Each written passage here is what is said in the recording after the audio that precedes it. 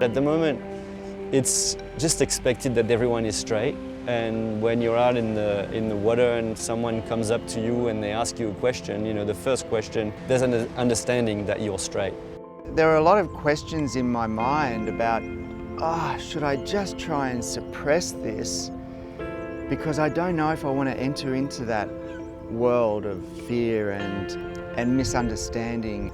So there was no real inspiration to come out at all. I was so different to anybody else that as a young surfer, no one else that surfed was gay, or I didn't see anybody else that was openly gay.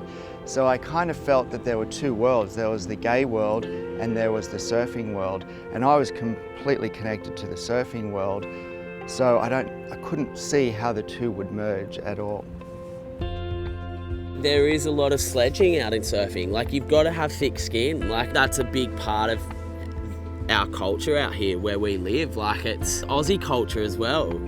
You give your mate shit. It's just sort of what you do.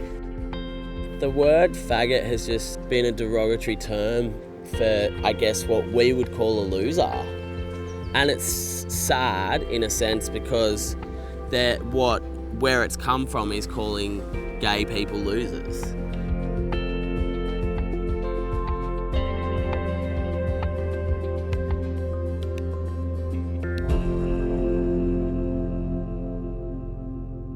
I became aware of my sexuality at a pretty young age, like in my early teens, and it was a really different world back then. And people thought differently about the idea of people being gay.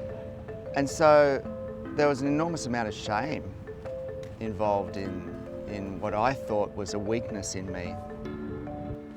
I remember when I came out to my mum, I'd met somebody. I think she found a note that I'd written or something in the laundry when she was doing it one day, and she called me down and she said, "What's this?"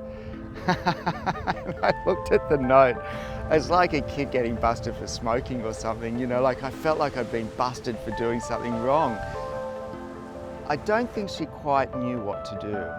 I grew up in a very Christian household, and the battles with sexuality was just a no-no. Like, I'd just put it in the back of my head because it was just never gonna happen. I had to just learn to be with girls. That's what I did. But yeah, I definitely struggled. I definitely battled behind closed doors.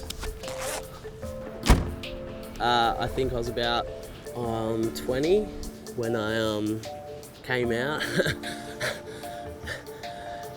I had a strong group of mates that, again, I did that thing where I just sort of pushed them away, and I guess it's just that human thing of like fear of judgment, really, and so it's easier to control it yourself. So if I was to push them away, I'm in control of the situation, you know?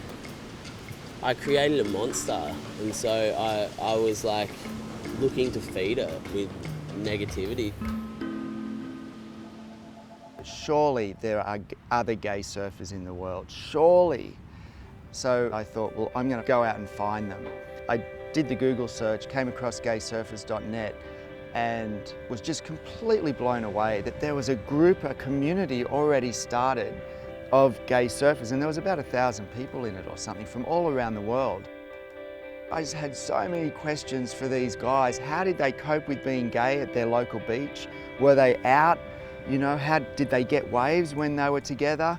We had the idea of, let's make a documentary where we actually go and meet these people and talk to them and hear their experiences.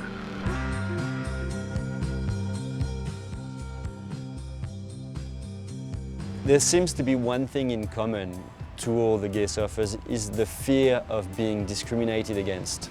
They didn't all experience homophobia necessarily, but they all had preferred to keep quiet about their sexuality in the lineup. We've got a question: why can't we see any gay surfers anywhere? Am I the only gay surfer in the world? Why is it a taboo? And we went to try to interview surfers, professional surfers, the ASP, Surfing Australia, and all these bodies governing the sport of surfing, and ask them, how come we've never heard of this? And we realized that they didn't want to talk about it. It's their job to talk about these issues, and if there is an issue, it's their job to fix it. Meeting Thomas and becoming involved in gaysurfers.net, being exposed to the world gave me more of a sense of, okay, I can actually come out as a surfer in an environment where I'm most comfortable.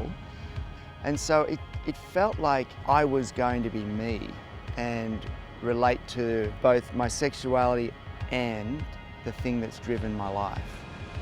It's whole, I'm whole now, and it felt incredible.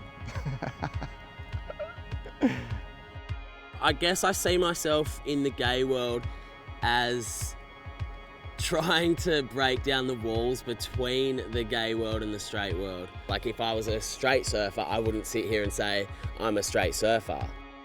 I want to get to a point where that shit doesn't matter.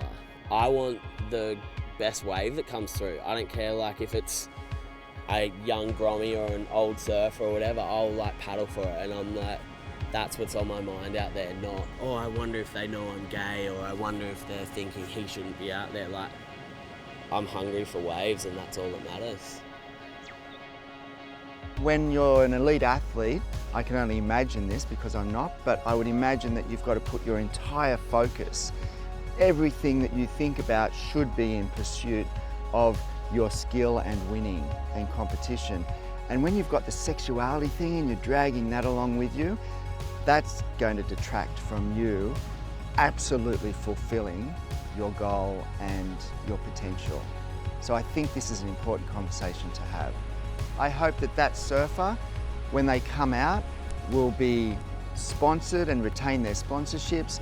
I hope that everything is based around skill level and passion and drive and commitment rather than sexuality. Let's celebrate the diversity in surfing. It's a huge thing, the ocean, and it can accommodate all of humanity.